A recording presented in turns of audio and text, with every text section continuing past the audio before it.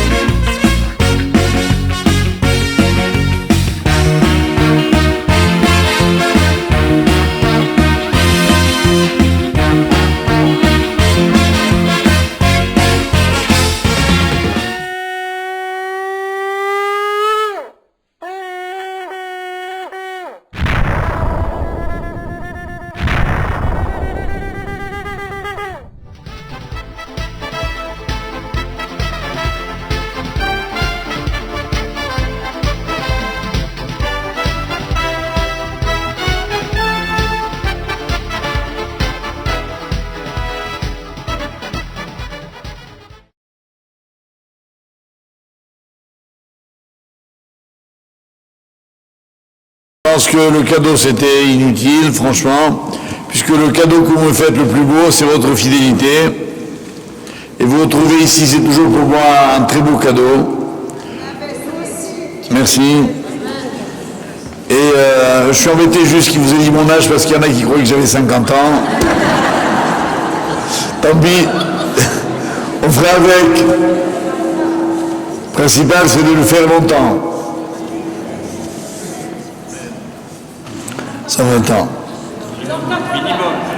Non, pas exagéré. Ça va, c'est bien. Voilà. Vous savez pourquoi on se dit 120 ans? Je vais vous l'expliquer.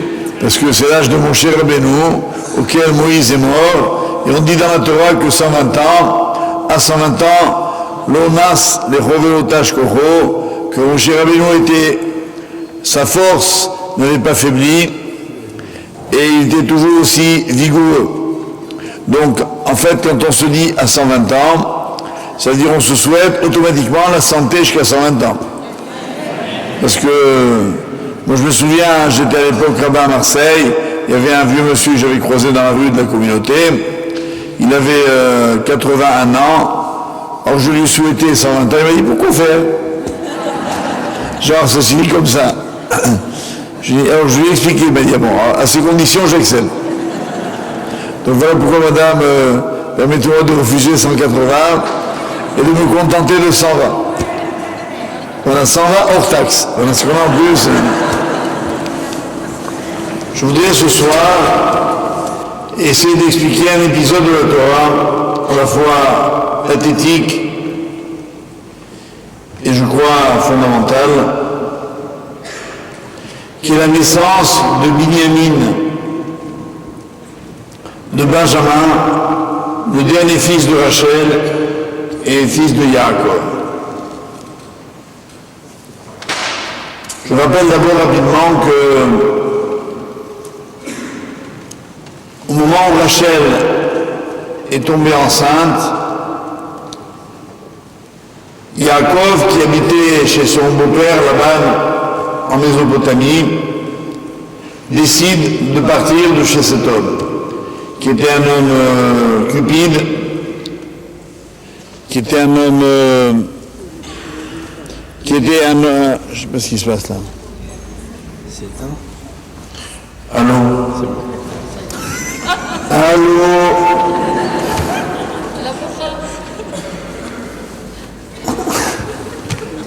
Allô, maman? Donc, qui était, je disais, un homme cupide et qui n'arrêtait pas de tromper Yaakov, qui n'avait pas voulu que son fils, Benjamin, naisse dans cette atmosphère de suspicion et de tromperie. Il me signalait que, vous savez que maintenant les cours sortent en DVD. Allez. Le son c'est bon? Qu'est-ce qui va pas?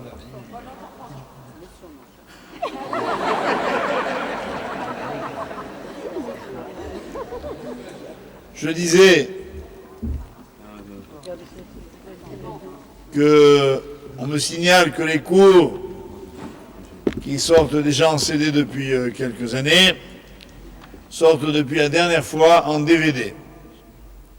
Et que le numéro 2, le DVD numéro 2 est déjà disponible. C'est ça avant? Comment? Oh, je m'ai fait 7, ça veut dire quoi 7? Hein? Ah, 7 euros, vous êtes déjà au courant. 7 euros.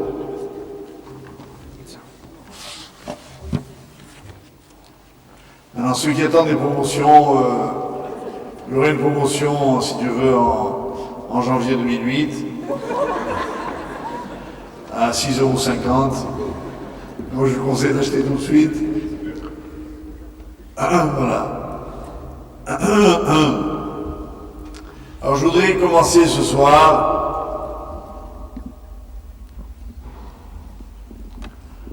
à vous parler de ce qui va arriver demain soir dans le calendrier juif, qui est le nouveau mois, le Rosh Chodesh Adar, le nouveau mois de Adar.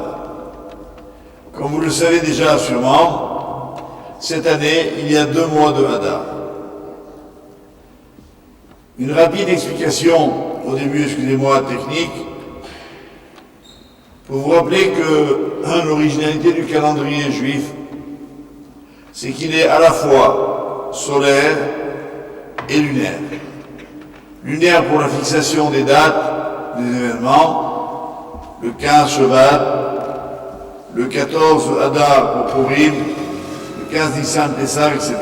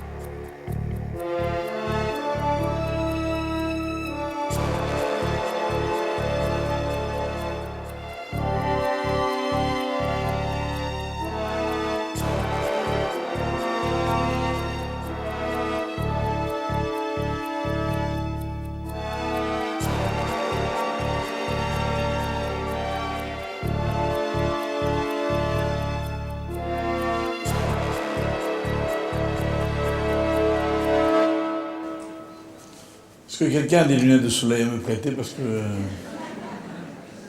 j'arrive pas à vous voir.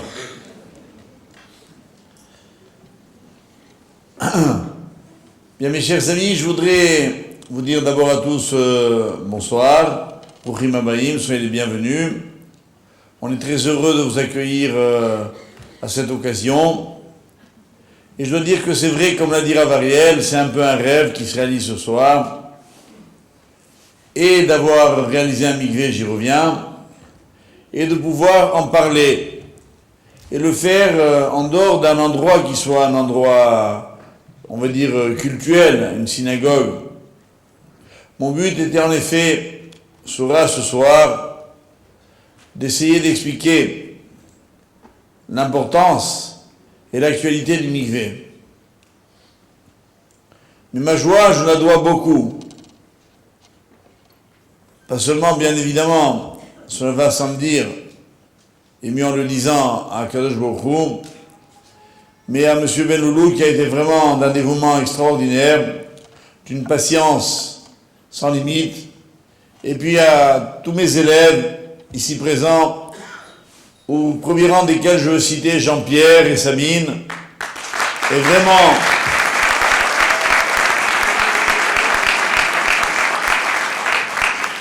C'est pas compliqué. Madame Sidruc me racontait dernièrement qu'elle est venue à la pharmacie pour chercher je sais pas quoi, un médicament homéopathique sûrement quoi. Et la personne qui était à la pharmacie elle demande où est monsieur Aïch, mon épouse, et la personne lui répond il est à l'annexe. Ça veut dire au mikvé. En un mot, il y a passé le plus clair de son temps. Et vous n'imaginez pas ce que c'est qu'un mikvé à réaliser. Monsieur Benloulou, très modestement, n'est pas rentré dans le détail, mais c'est une succession de problèmes techniques, complexes, invraisemblables. Il faut le faire pour le croire. Bonsoir à tous. Je voudrais d'abord démentir une information qui a circulé et qui annonçait que tous les participants au cours ont droit à une chambre Hilton pendant une semaine. Ça vient d'être infirmé par la direction.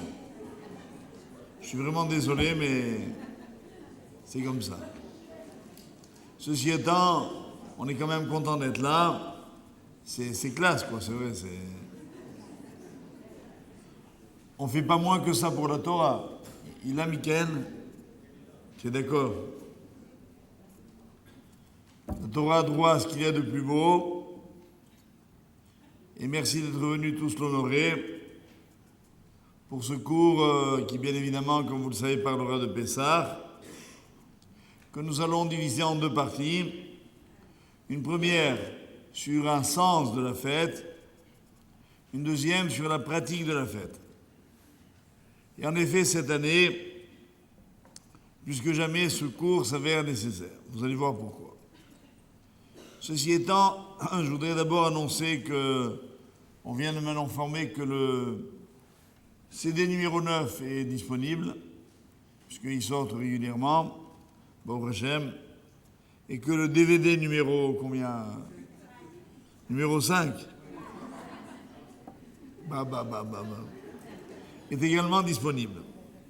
Donc on est au top. Nous allons déjà faire un vide tout de suite sur place.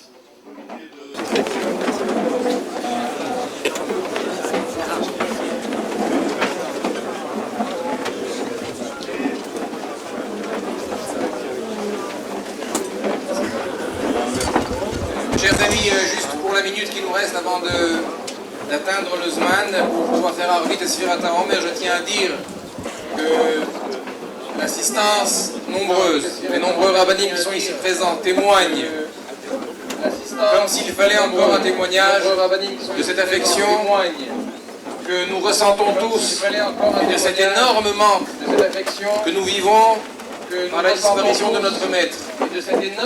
C'est un signe d'affection pour la rabbinite Tibadel Chaim Tovim, à qui nous souhaitons, Be'ezrat Hashem, de pouvoir continuer à élever ses enfants, continuer à œuvrer pour que tout ce que Rav Nissim a fait, tout ce qu'elle a fait pour qu'il devienne Rav Nissim, puisse Be'ezrat Hashem continuer. Je voudrais juste stipuler, comme il a été dit tout à l'heure par les rabbinim, à Gaon Rav Moshe Shapira, à Rav Geli, que une yeshiva a été créée après la mort de Chizkiyahu HaMelech. Nos maîtres enseignent Man Malchei Rabbanan, qui sont les réels rois, ce sont les Chachamim. Qui avions-nous comme Talmid Chacham réel en France, si ce n'est pas notre maître, Gaon Harav Nissim Revivo? Et je voudrais dire que depuis 10 ans où il était ici, il y avait une yeshiva. Il y avait un kollel, le kollel qu'il a lui-même dirigé tous les jours par sa présence ici, quotidienne. Coûte que coûte, il était là.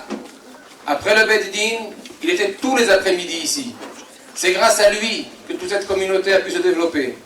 Grâce à son corps de la Torah, grâce à son exemple et grâce à cette force qu'il a pu donner, ne serait-ce que par son étude, même lorsqu'il était seul. Ce kollel continue. Et la plaque que nous dévoilerons tout à l'heure, je ne sais pas si tout le monde sera là, mais celle que nous dévoilerons indiquera Bezrat Hashem pour toutes les années à venir.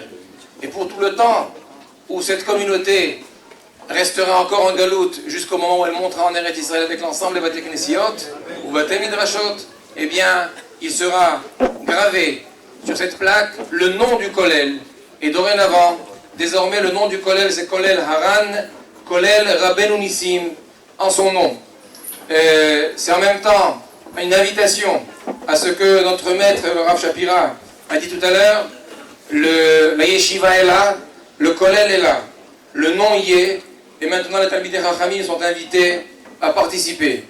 De notre côté, la Keila d'Ohalei Yaakov fait tout pour que le limoud, à la fois par la grandeur du kollel, qui, Baruch Hashem, devient de plus en plus important, par la présence de la yeshiva que nous avons fondée ici même, dont les Bachurim sont présents, le séminaire, l'ensemble de l'Imoud Torah qui est ici, la communauté d'Ohalei Yaakov, non seulement nous donne les moyens, aide à ce que cet édifice puisse continuer, mais cette communauté est aussi le lieu dans lequel Rav Nissim a apporté tout ce qu'elle est devenue.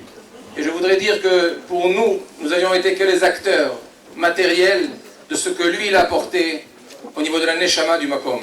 La Neshama du Makom, c'était Rav Nissim, et pour nous, ça demeurera toujours comme cela. Moi-même, personnellement, j'ai toujours encore l'engagement, un engagement moral, de continuer à ce que cette œuvre soit perpétuée, et je me rends ici toutes les semaines, à la fois pour organiser les choses, pour que les choses puissent continuer, et je le fais par devoir, non pas seulement par ce qu'il a été pour nous, pour tout ce qu'il nous a apporté, on le fait aussi pour le bien de toute la communauté. Alors dans l'esprit de ce qu'a dit Rav Moshe Shapira, j'invite tous les rabbanim, peut-être de participer à cette grande yeshiva, ce grand makom, qui pourrait peut-être compenser quelque peu ce que lui, notre maître, était capable de faire tout seul.